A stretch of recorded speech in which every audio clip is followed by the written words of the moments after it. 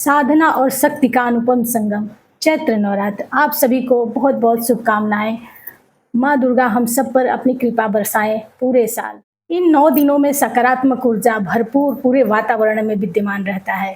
इसका हमें 9 दिनों में पूरा पूरा लाभ उठाना होगा। चैत्र नवरात्र का शुभारंभ 19 मार्च गुरुवार के दिन होगा और समापन इसका 27 मार्च शुक्रवार को होने वाला है। चैत्र नवरात्रि में प्रतिपदा तिथि का इसमें क्षय होगा। आप लोग कलश स्थापना अवश्य समय पर कर लीजिएगा। और क्या शुभ संयोग बन रहे हैं इस चैत्र नवरात्रि, चलिए जानते हैं। उत्तरा भाद्रपद नक्षत्र सुबह से शाम तक विद्यमान रहेगा। उसके बाद रेवती नक्षत्र प्रारंभ होगा। माँ का आगमन पालकी पे हो रहा है और माँ जाएंगी गज पे वापस। दोनों ही स्थितियों में बड़ा महत्व है कि पालकी पे क्या आपको संकेत दे रही हैं माँ और क्या हमको सावधानी बरतनी चाहिए अपने व्यवहार में, अपने देश के लिए, अपने समाज के लिए। अंतर्राष्ट्रीय अगर हम लोग देखें इसमें, इसका मतलब क्या होता है तो तनाव, अशांति ये सब बना रहेगा पूरे विश्व में।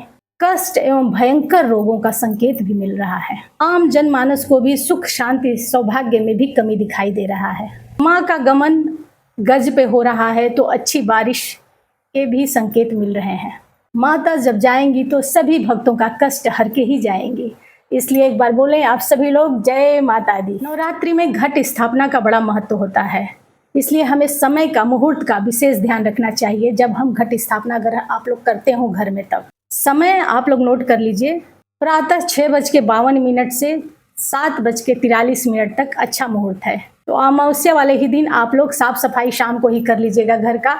उसके बाद सारे सामग्री इकट्ठा कर लीजिएगा ताकि फटाफट आप नहाएं और माँ की कलश स्थापना अवश्य आप लोग कर दें। अभिजीत मुहूर्त भी आपको मिलेगा। आप लोग उस समय, अगर सुबह समय नहीं मिलता है तो आप लोग स्थापित कर सकते हैं।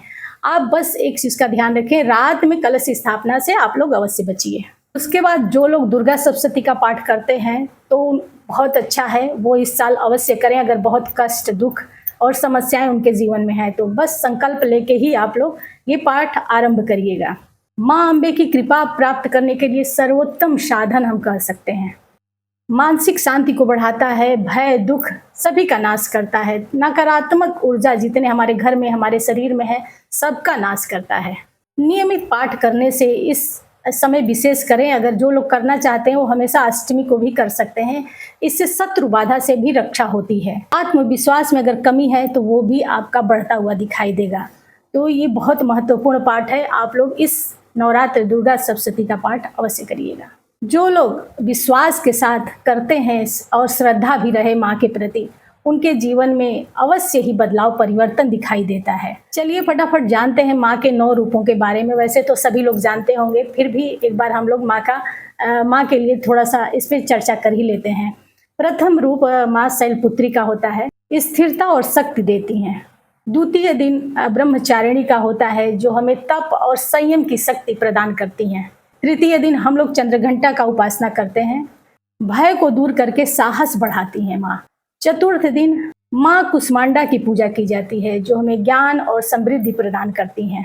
पांचवां दिन माँ स्कंद माता की पूजा की जाती है जो हमें संतान सुख प्रदान करती हैं, उनका आशीर्वाद देती हैं। छठा दिन माँ कात्यायनी की पूजा की जाती है जो विवाह संबंधी जितनी भी समस्याएं हैं हमारे जीवन में, वो सब बाधाएं दूर करती हैं माँ। सातवां दिन माँ काली की पूजा की जाती है, कालरात्रि की पूजा की जाती है। माँ हमारी नकारात्मक शक्तियों से रक्षा करती हैं। आठवां दिन माँ गौरी की पूजा की जाती है जो हमारे जीवन में शुद्धता और सकारात्मक जीवन की प्रेरणा देती हैं। नौवां दिन माँ सिद्धिदात्री की पूजा की जाती है जो हमें पूर्णता का आशीर्वाद देती हैं। सभी 9 शक्तियों को सत सत प्रणाम करती हैं। नवरात्रि में अष्टमी और नवमी का विशेष महत्व है, विशेष फल प्रदान करता है। इस दिन हम लोग छोटी कन्याओं को माँ का स्वरूप समझकर भोजन कराते हैं और उनको अपने शक्ति अनुसार दक्षिणा भी प्रदान करते हैं। नवरात्रि में दान का बड़ा महत्व है। अगर सेवा दान हो सके तो सबसे बड़ा दान महादान कहा जाता है। तो आप चाहे मंदिर का सेवा करें, घर का सेवा करें, माँ की सेवा करें, कहीं भी आप इस 9 दिनों में अपनी सेवा अवश्य प्रदान करिएगा। किसी भी जरूरतमंद को भी दान करना सच्ची सेवा माना जाता है। विशेष रूप से दिव्यांगों, असहायों की सहायता आप लोगों को, हम सबको अवश्य करनी चाहिए। सेवा भाव से किया गया कार्य न केवल समाज सशक्त बनता है बल्कि जीवन में सुख समृद्धि का मार्ग भी खोलता है। चैत्र नवरात्र अपने आत्म शुद्धि का सबसे सर्वश्रेष्ठ दिन माना जाता है। अगर हम सच्चे मन से माँ के शरण में चले गए तो हमारे अंदर जो नकारात्मकता है वो स्वतः ही समाप्त हो जाता है। माँ दुर्गा की कृपा से अपने जीवन में साहस, ऊर्जा, सकारात्मक जो ऊर्जा है उसका संचार भरपूर होता है। इस पावन अवसर पर आप माँ दुर्गा के शरण में अवश्य जाएं, उनके चरणों में प्रार्थना अवश्य करें और उनका आह्वान करें। या देवी सर्वभूतेषु मातृरूपेण संस्था नमस्तस्यै नमस्तस्यै नमस्तस्यै नमो नमः। माँ जगदम्बा सबको सुख, शांति और समृद्धि प्रदान करे। इस नवरात्र हम लोग कुछ विशेष करेंगे, अपने सातों चक्रों को जागृत करेंगे ताकि हमारी जो इच्छाएं हैं, कामनाएं हैं वो पूर्ण रूप से फलीभूत हो। चक्रों को नियंत्रित करने से हमारी भावनात्मक हीलिंग भी होती है और स्ट्रेस भी नियंत्रण पाते हैं हम लोग। योग और तांत्रिक विद्याओं में भी इसका सातों चक्रों पर भरपूर बताया गया है और ये चक्र हमारे ऊर्जा के केंद्र माने जाते हैं। हर चक्र एक विशेष भावनात्मक और शारीरिक, मनोवैज्ञानिक और आध्यात्मिक पहलू को नियंत्रित करते हैं। इन सातों चक्रों में विशिष्ट आकार, रंग और बीज मंत्र भी होते हैं और इनको प्राकृतिक तत्वों से दर्शाया जाता है। जब यह संतुलित होते हैं हमारे जीवन में तो ऊर्जा का प्रवाह सकारात्मक होता रहता है और बिल्कुल सफलतापूर्वक होता रहता है। इनमें से किसी का भी अगर चक्र को असंतुलित हो जाए तो मनुष्य के जीवन में शारीरिक और मानसिक समस्याएं खड़ी हो जाती हैं। तो इस नवरात्र हम लोग अपने सातों चक्रों पर अवश्य काम करेंगे। मात्र 5 मिनट समय निकालकर हम बीज मंत्रों का उच्चारण अवश्य करेंगे ताकि हमारे सारे शरीर की समस्याएं जो हैं वो समाप्त हो। एक बार पुनः जय माता दी बोल के हम लोग इन सातों चक्रों पे हम लोग धीरे धीरे जानते हैं और हमें उम्मीद है कि आप लोग इन पर अवश्य काम करेंगे इस नवरात्रि। और कमेंट में जय माता दी आप लोगों को लिखना है। वीडियो को शेयर अवश्य कर दीजिएगा, कमेंट भी लिखिएगा अगर अच्छा लगे तो। अगर कुछ और भी सुझाव हो तो आप लोग अवश्य मैसेज कर सकते हैं। सबसे पहले हम लोग मूलाधार चक्र की बात करते हैं। जो इसका स्थान रीढ़ की हड्डी होती है, लाल रंग का होता है, पृथ्वी तत्व को भी रिप्रेजेंट करता है। ये कैसा होता है, इसका प्रतीक है कमल के पुष्प के समान होता है, 4 पंखुड़ियां होता है और नीचे त्रिकोण बना हुआ रहता है। बीज मंत्र है लम। ये हमारे जीवन में अगर संतुलित है तो हमें कैसा एहसास देता है, अगर असंतुलित है इसके ठीक विपरीत आप लोग समझ लीजिएगा। अगर ये संतुलित है हमारे जीवन में तो सुरक्षा, स्थिरता और आर्थिक स्थिति मजबूत दिखाई देती है हमारे जीवन में और जमीन से जुड़ाव भी महसूस होता है और जीवन जीने की कला भी यही मूलाधार चक्र हमें सिखाता है। तो बहुत महत्वपूर्ण ये चक्र है। इस पे इस नवरात्र अवश्य सभी महिलाएं और सभी पुरुष आप लोग और बच्चे भी अवश्य काम करिएगा। अगर ग्रह एस्ट्रोलॉजी की बात करें तो शनि ग्रह को भी रिप्रेजेंट करते हैं। अनुशासन, कर्म, जितने कार्य संचालित होते हैं आपके जीवन में इसी मूलाधार चक्र से ही होते हैं। और शनि के साथ साथ मंगल ग्रह भी इसके हैं, प्रतिनिधित्व करते हैं, जो हमें ऊर्जा और साहस देते हैं किसी भी कार्य को पूर्ण करने के लिए। यह हमारे जीवन का मूल नींव है। अगर यह संतुलित रहता है तो हमारा जीवन सुरक्षित, ऐसा हम अनुभव करते हैं। हर कार्य को करने की प्रेरणा मिलती है और पूरे ऊर्जा के साथ हम लोग सक्षम रहते हैं किसी भी कार्य को करने के लिए। और जब यह असंतुलित रहता है तो हमें डर, भय और बेचैनी सा महसूस होता है। तो सोचिए कितना इम्पोर्टेंट यह चक्र है। अगला चक्र आता है स्वादिष्ठान चक्र। इसका स्थान होता है नाभि के नीचे, जो पेट के निचला भाग होता है। इसका रंग नारंगी होता है और ये जल तत्व को रिप्रेजेंट करता है। इसका प्रतीक कैसा होता है, 6 पंखुड़ियों वाला कमल होता है जिसमें आधा चांद बना रहता है और इसका बीज मंत्र है वम, व पर अंक मंत्र वम। यह ग्रह से संबंध कौन से रखते हैं, शुक्र और चंद्रमा से, जो भावनात्मक स्थिरता को भी दिखाते हैं। सौंदर्य, सुख, रिलेशनशिप और जो हमारी भावनाएं उथल पुथल मचाती हैं या प्रवाह में नहीं चलती हैं उसको भी यही चक्र दिखाता है। जब यह चक्र संतुलित रहता है तो हमारे जीवन में आनंद, उत्साह और भावनात्मक स्थिरता लेकर आता है। अगर ये हमारे जीवन में अगर संतुलित नहीं है तो पछतावा हमारे जीवन में, भावनात्मक अस्थिर और रचनात्मक कार्यों में मतलब पिछड़ जाते हैं, कुछ ऐसा नहीं विशेष कर पाते हैं। ये भी बहुत इम्पोर्टेंट चक्र है। इस पे भी हम लोग इस नवरात्रि से ही प्रारंभ करेंगे, पूरे साल करते रहेंगे। जब मैं बताई हूँ ये दोनों चक्रों पे तो इसका मेडिटेशन हमें कब करना है, आप सुबह नहा धो के करें तो और अच्छा है। जब पूजा पाठ कर रहे हैं उसी स्थान पे बैठ के ये उच्चारण अवश्य कबीज मंत्र का कर लें। नहीं तो आप अगर और अच्छा रिजल्ट लेना चाहते हैं तो 4:30 से 5:30 के अंदर ही ये मेडिटेशन करें तो और बढ़िया है। जब हम मूलाधार चक्र की बात कर रहे हैं, तो उस समय आपको मेडिटेशन करते समय आपको मिट्टी का सुगंध अपने जिह्वा पर, अपने स्वाद में ऐसा महसूस करते, ढेर सारी मिट्टी आपको ऐसा सोचना है और अपने भावनाओं में उसको उतार लेना है, ताकि हमें उस मिट्टी से जुड़ाव महसूस हो। ऐसे ही अगर हम वम की अगर उच्चारण कर रहे हैं, तो ढेर सारा पानी, समुद्र आप सोच सकते हैं, बहुत सारा पानी आप सोच सकते हैं अपने आसपास, अपने अंदर, या अपने अंदर पानी ऊपर से गिर रहा है, ऐसा महसूस कर सकते हैं। तभी ये मेडिटेशन ज़्यादा अच्छा काम करता है। ये बहुत गूढ़ रहस्य है मैं जो आपको बता रही हूँ। आप लोग इस विधि से अवश्य करिएगा और कमेंट में ज़रूर लिखना है कि हम स्टार्ट कर दिए हैं। ये अपने जो आपको ज़्यादा कमज़ोर अगर महसूस हो रहा है जो चक्र, उस पे आप लोग ज़्यादा फोकस कर सकते हैं। आगे हम लोग बात करते हैं मणि चक्र के, जो नाभि के ऊपर होता है, पेट के ऊपरी भाग में हम लोग इस चक्र को महसूस करते हैं। ये पीले रंग का होता है और अग्नि तत्व को रिप्रेजेंट करता है ये। तो अगर हमारे जीवन में अग्नि तत्व की दिक्कत है, समस्याएं हैं इससे रिलेटेड, या हमारे घर में, तो ये वास्तु भी यहाँ काम करता है। जैसे साउथ ईस्ट डायरेक्शन आपके घर में अगर दिक्कत करेगा, तो आपके जीवन में वो चक्र ये इनबैलेंस हो जाएगा। तो इस दोनों ही रिलेट करते हैं ये पांचों तत्व। तो आप लोग इस पे भी ध्यान देकर अपने घर को भी साथ साथ में सुधार सकते हैं। ये 10 पंखुड़ियों वाला होता है कमल, या बीच में उल्टा त्रिकोण बना रहता है। इसका उच्चारण होता है बीज मंत्र जो है रम, र पर अंगी मात्रा रम, ऐसे आप उच्चारण कर सकते हैं। ये ग्रह से कौन से संबंधित होते हैं? सूर्य और मंगल ग्रह से संबंधित होते हैं ये चक्र। ये आत्मविश्वास, सम्मान, अधिकार ये सब दिलाते हैं, और मंगल आपको साहस, ऊर्जा तो देता ही देता है। मणि चक्र को हमारे आत्मविश्वास और महत्वाकांक्षा का केंद्र भी माना जाता है। अगर ये संतुलित होता है तो ये सब कुछ मिलता है। अगर आपके जीवन में ये असंतुलित है या आपके घर में असंतुलित है, तो आत्मसंदेह सबसे पहले दिखाई देता है और गुस्सा में भी वृद्धि होती है। आगे हम लोग बात करते हैं अनाहत चक्र की, जो छाती के मध्य भाग में स्थित है। इसका रंग हरा, कभी गुलाबी भी दिखाई देता है और वायु तत्व से संबंधित है। तो हमारे जब भी वायु तत्व या हमारी पूर्वी दिशाओं में अगर दिक्कत होगा, तो ये चक्र असंतुलित हो जाएंगे आपके जीवन में भी। ये कैसा दिखाई देता है? 12 पंखुड़ियों वाला कमल का फूल होता है, जो बीच से त्रिकोण होकर जुड़ा हुआ दिखाई प्रतीत होता है, ऐसा इसका चित्र बनता है।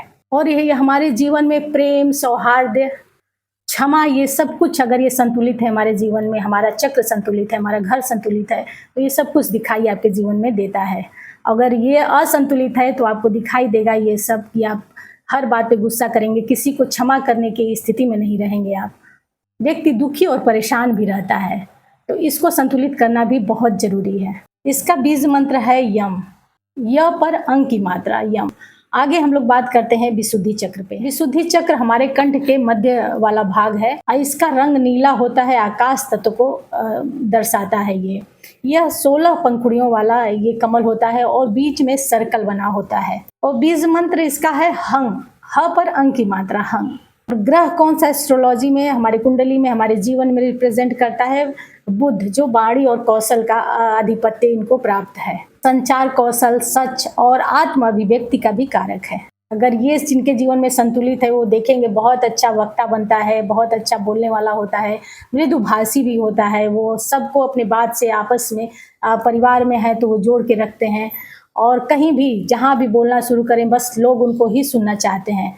तो ये चक्र बहुत इम्पॉर्टेंट है सभी के लिए। जो शिक्षा के क्षेत्र में है उनको भी ये चक्र अपना एक्टिवेट अवश्य करना चाहिए, ताकि उनके बच्चे जो आसपास पढ़ रहे हैं उनसे प्रेरणा लें और उनके तरफ आकर्षित अवश्य हो। आगे हम लोग बात करते हैं आज्ञा चक्र के, जो हमारे आईब्रो के मध्य जहाँ बिंदी लगा हुआ है वहाँ पे ये चक्र एक्टिवेट होता है। इसीलिए कहा जाता है कि इस साल तो 2026 में आप हल्दी का तिलक या आप केसर का तिलक अवश्य हमेशा लगा के रखें। इसका रंग होता है जामुनी, इंडिगो वाला रंग होता है ये। इसका तत्व है प्रकाश तत्व है। ये 2 पंखुड़ियों वाला कमल होता है। इसका बीज मंत्र है ओम। और ये आपके जीवन में कैसे आता है? अगर सकारात्मक है तो इंट्यूशन पावर आपके जीवन में आपके दिखाई देगा कि आपके इंट्यूशन पावर बहुत स्ट्रांग होते हैं। जो होने वाला है आपको अनुभूति पहले से होने लगता है। तो ये बहुत इम्पोर्टेंट चक्र है। आपको बुद्धि, विवेक और समझ बहुत ये देता है ये चक्र। जिनके जीवन में ये नहीं दिखाई दे रहा है, इम्बैलेंस है, वो इस चक्र रोज जागृत कर सकते हैं इस नवरात्रि। आगे हम लोग सहस्त्रार चक्र की बात करते हैं, जो हमारे मस्तक के ऊपरी भाग में दिखाई देता है। यह बैंगनी और सफ़ेद रंग का दिखाई देता है। यह ब्रह्म चेतना 5 तत्वों से हटकर ये चक्र है और यहाँ पर जो जागृत अपना चक्र कर लेता है वो ब्रह्म तत्व को प्राप्त हो जाता है। ये 1000 पंखुड़ियों वाला कमल होता है।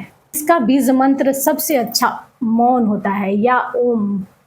शांत होके मन ही मन अंदर से ओम का जाप करते रहें और यहाँ से सोचें कि आपके अंदर सहस्त्रों धारा पानी अंदर जा रहा है। जब ये मेडिटेशन करें तो ऐसा आप प्रतीत करें, लेकिन यह अगर किसी गाइडेंस में करते हैं तो अच्छा है, नहीं तो इतना डीप में नहीं जाना, नहीं तो वापस आना मुश्किल हो जाता है। तो इस मेडिटेशन को करते समय थोड़ा सावधानी रखें और सामान्य ही ओम का उच्चारण कर लें। आध्यात्मिक जुड़ाव, आत्म चेतना और आत्मचिंतन का भी यह चक्र होता है। आत्मज्ञान का भी चक्र है ये। तो ये बहुत इम्पोर्टेंट है और बहुत मुश्किल से इस चक्र तक लोग पहुंच पाते हैं। यह एस्ट्रोलॉजी से देखें तो केतु ग्रह और सूर्य ग्रह को रिप्रेजेंट करते हैं। केतु वैराग्य मोक्ष देता है और सूर्य आत्म चेतना आपको देता है कि हमें क्या करना है, हम किस लिए इस धरती पर आए हैं। यही चक्र आपको अनुभूति कराता है। व्यक्ति को शांति, एकता और अध्यात्म की तरफ जुड़ाव ये देता है ये चक्र। अगर ये आपके जीवन में संतुलित है तो अलग थलग महसूस करेंगे और दिशा विहीन आप अपने आप को महसूस करेंगे कि हमें कोई विज़न नहीं है कि हम क्या क्यों आए हैं इस जीवन में, क्या करें हम आगे। ये चक्र आपको, अगर आपका असंतुलित है तो एहसास दिलाएगा और संतुलित है तो उन लोगों को आसपास अपने अवश्य देखिए जो जिनका विज़न क्लियर है, वो समाज से जुड़े हुए हैं, समाज में उनको मान सम्मान मिल रहे हैं। तो ऐसे लोगों का चक्र ये लगभग जागृत रहता है। एक नियमित समय में यह अभ्यास सभी चक्रों पे करने से आपका तनाव मुक्त आपके जीवन में होगा, क्योंकि आजकल दुनिया में बहुत सारी समस्याएं हैं, तो उससे आप बचे रहेंगे, कम से कम आपको परेशान करेगा।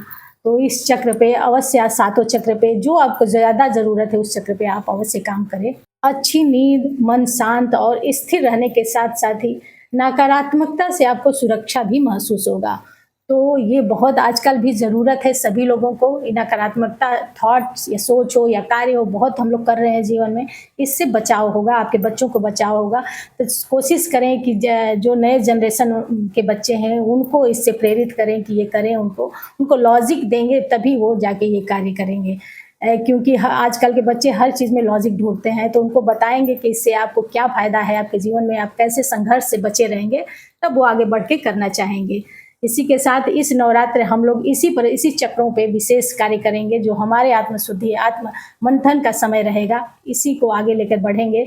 उम्मीद है ये वीडियो बहुत पसंद आया होगा। आप लोग सभी चक्रों पे काम करेंगे और कमेंट में भी लिखेंगे कि हम कौन सा चक्र जागृत कर रहे हैं अपने अंदर, और देश समाज के लिए सकारात्मक परिणाम लेकर आएगा ये सारे चक्र।